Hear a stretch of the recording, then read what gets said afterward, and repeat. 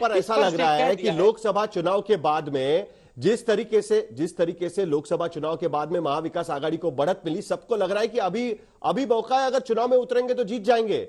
इसके लिए बगावत हो रही है। नहीं नहीं नहीं, दो चीजें देखिए, एक हवा होती है, पूरे महाराष्ट्र में हवा चल रही है कि महाविकास आघाड़ी के पक्ष में एक मजबूत और एक स्थिर सरकार आने वाली है।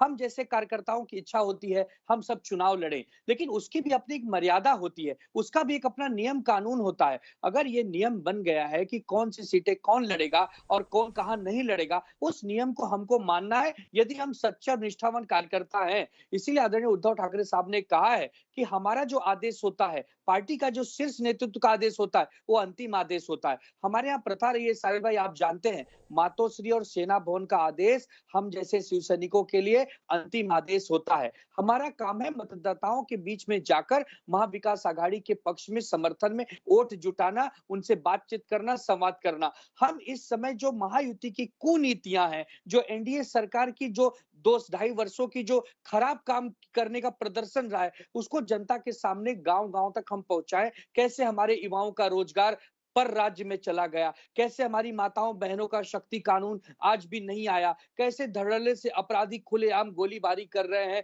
गाड़ियों से लोगों को कुचलकर मार दे रहे हैं, भ्रष्टाचार चरम पर है, लूटपाट चरम पर है, कैसे किसानों की आय हम दुगनी तिगुनी करें, कैसे हमारी लाडली बहनों की लेकिन ये कैसे लगेगा, ये कैसे लगेगा 3000 आप किसी और पर बगावत करने का आरोप लगाते हैं और आप अपनी ही पार्टी में, आपके गठबंधन में, आप अपने ही गठबंधन में बगावत नहीं रोक पाते हैं। लोग तो यही सोचेंगे ना कि भाई इन्हें भी तो सत्ता चाहिए। आप दूसरे पर सत्ता का आरोप लगा रहे हैं, आप आपस में झगड़ रहे हैं कि सीटें हमको इतनी चाहिए। समाजवादी पार्टी के साथ आप एडजस्टमेंट करने के लिए तैयार नहीं। समाजवादी पार्टी ने उम्मीदवार खड़े किए हैं, पीडब्ल्यूपी के साथ एडजस्टमेंट करने के लिए तैयार नहीं, उनके उम्मीदवार 1-2 जगह पर आपके खिलाफ खड़े हैं। तो ये वक्त तो लग गया ना, जो खेल महायुति का हुआ था लोकसभा में, वही खेल तो आपके साथ हो रहा है। पहली बात तो साहिल भाई, हमने किसी दूसरे पार्टी पर कोई आरोप नहीं लगाया। हम महाविकास आघाड़ी की बात कर सकते हैं। महायुति में क्या सुरफुटवल है, महायुति में कौन नवाब मलिक को टिकट दे रहा है, कौन सदा सरवणकर को दे रहा है, वो उनका काम है। कौन गीता जैन के साथ है, वो देखे। हम अपने महाविकास आघाड़ी में हमारी एक बात पे सहमति बनी थी कि ज्यादा से ज्यादा सीटों पर तीनों ही पार्टियां लड़े। पहले हमने 85-85, फिर 90-90, फिर 102, 96, 84 और 2 और समाजवादी और 2 शेकाप। तो हमने कम से कम अपने यहाँ प्यार से सिरफुटवल नहीं होने दिया। जिस प्रकार देवेंद्र फडणवीस जी बयान दे रहे हैं कि हम अजीत दादा पवार के कैंडिडेट का समर्थन नहीं करेंगे, वो चुन के आएगा तो उसको साथ नहीं रखेंगे, कम से कम हमारे यहाँ तो ऐसा नहीं। हमारे यहाँ तो एक तरफा है कि जो चिन्हित सीट है, जैसे जहां कांग्रेस का उम्मीदवार घोषित है वहां कांग्रेस ही लड़ेगा। भले अगर हमारी शिवसेना का यही तो आरोप लगा है कि आपने एक तरफा घोषणा कर दी कई जगह पर उम्मीदवारों की। नहीं, यही तो आरोप है कि आपने शिवसेना यूबीटी ने एक तरफा घोषणा कर दी कई जगह पर, इसीलिए तो बगावत हो रही है कई जगह पर। कांग्रेस के बागी इसीलिए तो नजर आ रहे हैं। मैं वही तो कह रहा हूं कि जो कांग्रेस पार्टी के जो उम्मीदवारों का चयन था, वो कांग्रेस नेतृत्व ने बहुत अच्छे से किया। हमारी शिवसेना के नेता आदरणीय उद्धव ठाकरे साहब के हाथ में था, उन्होंने अपने ढंग से किया, शरद पवार ने अपने ढंग से किया। तो हमारे यहाँ कोई मनमुटाव नहीं है। मैंने पहले अपने वक्तव्य में कहा, कार्यकर्ताओं की इच्छा होती है कि ज्यादा से ज्यादा सेवा करने के लिए आए, राजनीति में आना भी चाहिए। लेकिन अब जैसे हमने ही टिकट मांगा, हमें अगर टिकट नहीं मिला तो हम थोड़ी बागी हो गए। हम अपनी पार्टी का झंडा लेकर उस पार्टी की आवाज, विचारधारा गांव-गांव तक पहुंचाएंगे। अतुल लोंढे पाटिल बैठे, इन्होंने मांगा था, इनको नहीं मिला, लेकिन ये अपनी पार्टी का झंडा लेकर आगे चल रहे। ये महाविकास आघाड़ी की सभ्यता और संस्कृत है। ये जफर इस्लाम की पार्टी नहीं है, ये कृष्णा हेगड़े की पार्टी नहीं है कि एक दूसरे के खिलाफ। अतुल लोंढे पाटिल को टिकट नहीं मिला, इसीलिए आज हमारे शो पर वो नजर आ रहे हैं। भाई उनके जख्मों पर नमक मत छिड़की। आनंद दुबे जी आपके दोस्त हैं, आपके अलायंस में हैं, उन्होंने टिकट नहीं मिला उनको, इसके लिए हमारे शो पर यहाँ पर नजर आ रहे हैं। मतलब हम कोई बागी नहीं हो गए। मैं अपनी भी बात कर रहा हूं, हम बागी नहीं हुए हैं। हम अच्छे लोग हैं, संस्कारिक लोग हैं। हमारी पार्टी का जो आदेश होता है हमारे लिए सर आंखों पर है। अरे दोबारा हमें मौके मिलेंगे, हम सेवा करने आए। जरूरी नहीं कि हमें मौके ही मिलते रहे, दूसरों को मौके मिलते हैं। लेकिन हमारे यहाँ बागीपन जैसा कोई शब्द नहीं है। जो बागी हुआ है उसके ऊपर कार्रवाई होगी, ये हमारे नेताओं ने साफ कह दिया है। ठीक है, कृष्णा हेगड़े हमारे साथ है शिवसेना से, एकनाथ शिंदे की शिवसेना से कृष्णा हेगड़े हमारे साथ है। नहीं, मैं आऊंगा आपके पास, कृष्णा हेगड़े जी हमारे साथ में है। कृष्णा जी, क्या हो गया? बीजेपी आपको कहती रही कि भाई राज ठाकरे ने हमें मदद की थी लोकसभा में, हमको समर्थन दिया था कि बिना किसी शर्त के, उनके बेटे वहां पर खड़े हैं, आपके उम्मीदवार को वापस लीजिए। आपके उम्मीदवार मानने को ही तैयार नहीं है। वहीं हमने देखा कि ठाणे डिस्ट्रिक्ट में आपके जो पदाधिकारी है वो बागी हो गए। बीजेपी के सिटिंग एमएलए की पत्नी वहां पर खड़ी है उनके खिलाफ में, बार बार कहने के बाद वो भी मानने के लिए तैयार नहीं है।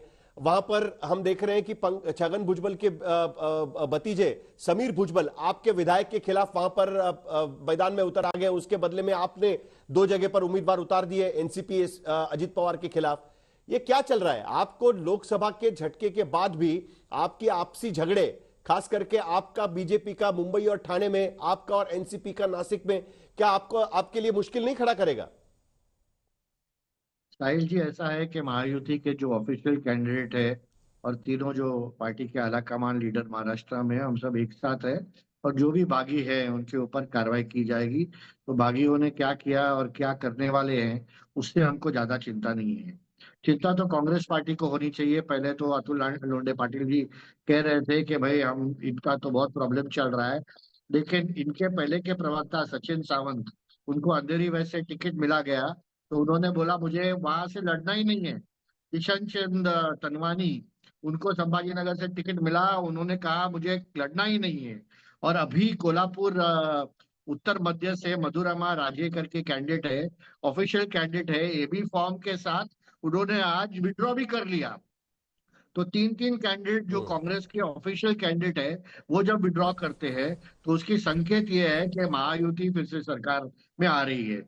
अभी उद्धव ठाकरे जी के प्रवक्ता कह रहे थे कि हमको सत्ता दो, हम किसानों के लिए ये करेंगे, महिलाओं के लिए ये करेंगे, युवाओं के लिए ये करेंगे। भाई आपको 2.5 साल सत्ता दिया था।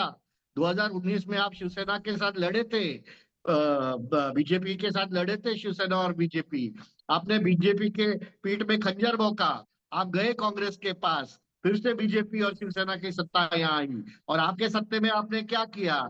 आपने बॉम्ब लगा दिया उद्योगपतियों के घर के नीचे, अरे कृष्ण जी, आप भी तो बीजेपी से झगड़ रहे हैं भाई, आप भी तो बीजेपी से झगड़ रहे हैं, रोड के कॉन्ट्रैक्टर से, आप भी तो बीजेपी से झगड़ रहे हैं, कॉन्ट्रैक्टर से, सब कॉन्ट्रैक्टर से वसूली किया। तो अभी ये प्रवचन देना बंद कर दीजिए कि फिर से आपको सत्ता मिलेगी और आप अच्छा काम करें। लोगों ने आपको मौका दिया, आपने अच्छा काम नहीं किया, आपने वसूली आगाड़ी चलाई। तीसरी बात यह है कि आप बोल रहे हैं आपका और कांग्रेस का क्या क्या मुद्दा इसे जमता है? सावरकर का मुद्दे पे आपका जमता है क्या? राम मंदिर के मुद्दे पे जमता है क्या? आपका हिंदुत्व के मुद्दे पे जितना अजित पवार और आपका जमता है उतना ही कांग्रेस और शिवसेना का जम रहा है। कृष्णा जी, जितना आपका और अजित पवार का जम रहा है उतना ही आप उनका और शिवसेना का जम रहा है जी। नहीं, जितना आपका और अजित पवार का जम रहा है उतना ही कांग्रेस का और शिवसेना यूबीटी का जम रहा है। दोनों आप एक जैसे ही है भाई। लोगों को वही तो तकलीफ हो रही है कि समझे कैसे। आप और अजित पवार साथ में बैठे, वहां पर शिवसेना यूबीटी और कांग्रेस साथ में बैठी है। देखिए, अजित पवार जी ने लोकसभा इलेक्शन के पहले नरेंद्र मोदी जी को अपना नेता माना और इसके लिए वो हमारे साथ आए। यहाँ पर हिंदुत्व को तो नहीं माना ना। कांग्रेस वाले उद्धव जी को नेता मानना चाहते, ना नाना पटोले को संजय राउत नेता मानते हैं, और न दोनों शरद पवार जी को नेता नहीं मानते। और अतुल लोंढे जी, आप नेता नहीं मानते उद्धव ठाकरे को? आप उद्धव ठाकरे को नेता मानते हैं क्या? उद्धव ठाकरे को नेता मानते हैं क्या? ये नेता नहीं माना, इसके लिए तो बगावत दिख रही है। नहीं, क्या है वो कृष्णा जी जब बात कर रहे थे उनकी नजर नीचे थी, क्योंकि उनको इकबाल मिर्ची दिख रहा था, उनको दाऊद दिख रहा था, मदरसा दिख रहा था, और उनको अजित पवार भाई आगे बढ़िए थे, नवाब मलिक दिख रहे थे। तो वो जो बात कर रहे हैं ना, बात कथनी और करनी में बहुत अंतर है। मैं उनको ये बता दूं, महाविकास आघाड़ी की सरकार थी ना, तब 19,000 करोड़ की 32 लाख किसानों की कर्जा माफी की थी। जब कोविड था तो सुनो ना, बीच में नहीं बोला ना कृष्णा भाई, आपके बीच में नहीं बोला ना। एंड में जफर इस्लाम जी को कुछ कहना है 30 सेकंड में। अतुल लोंढे जी 30 सेकंड में खत्म करिए, फिर जफर इस्लाम जी 30 सेकंड में बात करेंगे। मेरे पास समय कम है। अतुल लोंढे जी, ये जो कमीशन फॉर इलेक्शन चला ना मंत्रालय में लास्ट 1 महीने में, और 94,000 करोड़ की जो निकाले गए सारे टेंडर जो है, वो टेंडर किसको गए और किस तरह से पैसे निकाले ना, हमारी सरकार आने के बाद सारे के सारे जेल में होंगे। और ये मोदी जी का कहना नहीं है कि सबको जेल में। ठीक है, जफर इस्लाम जी आखिर में, सब पार्टी में ले लिए, सब जफर इस्लाम जी आखिर में, क्या आप जो हरियाणा में आपने कमाया बगावत के वजह से आपको आपकी दिक्कतें बढ़ेंगी क्या? जफर इस्लाम जी आखिर में आपका जवाब 30 सेकंड में चाहूंगा, मेरे पास समय की कमी है जी।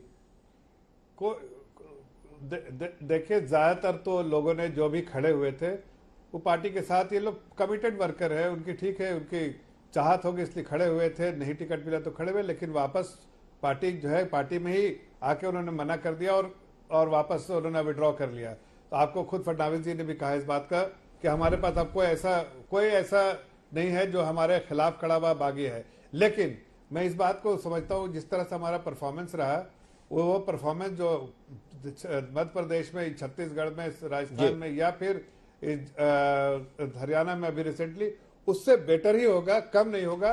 और मैंने सुना अभी यूबीटी के प्रवक्ता और कांग्रेस के प्रवक्ता, जिन लोगों को टिकट नहीं मिला उनके आंखों से आंसू ऐसा बोल रहे थे, लगता आंसू छलक जाएगा। भाई इसको अभी नहीं मिला तो मिलेगा भी नहीं, ये बात भी समझ लो। इस बार मौका था, महाराष्ट्र में छलक रहे आंसू अभी भी नहीं रुक रहे हैं और इसीलिए हम देख रहे हैं कि महाराष्ट्र में अभी भी दोनों गठबंधनों में बगावत बरकरार है, क्योंकि लोगों को दिख रहा है कि कोई भी पार्टी इस सूरत पे नहीं है कि अपने बलबूते पर 100 से ज्यादा सीटें ठीक से लड़ पाए। बीजेपी को भी इस बार 148 सीटों पर मानना पड़ रहा है, हालांकि 16 से 17 उम्मीदवार उन्होंने शिवसेना और एनसीपी से चुनाव मैदान में उतरे हैं। वहां पर कांग्रेस कोशिश कर रही थी कि 100 से ज्यादा वो रहे और इस तरीके से 100 से ज्यादा सीटें फिलहाल तो कांग्रेस यहां पर लड़ रही है। लेकिन महाराष्ट्र की स्थिति ऐसी बनी हुई है कि हर किसी को लगता है कि यही मौका है। शॉर्ट टर्म पॉलिटिक्स की वजह से बगावत का जोर महाराष्ट्र में अभी भी कायम है। दोनों तरफ से पुरजोर कोशिशें की गई, लेकिन आखिरकार महाराष्ट्र के चुनाव में अंतिम में कौन आगे बढ़ेगा यह बगावत तय करेंगे।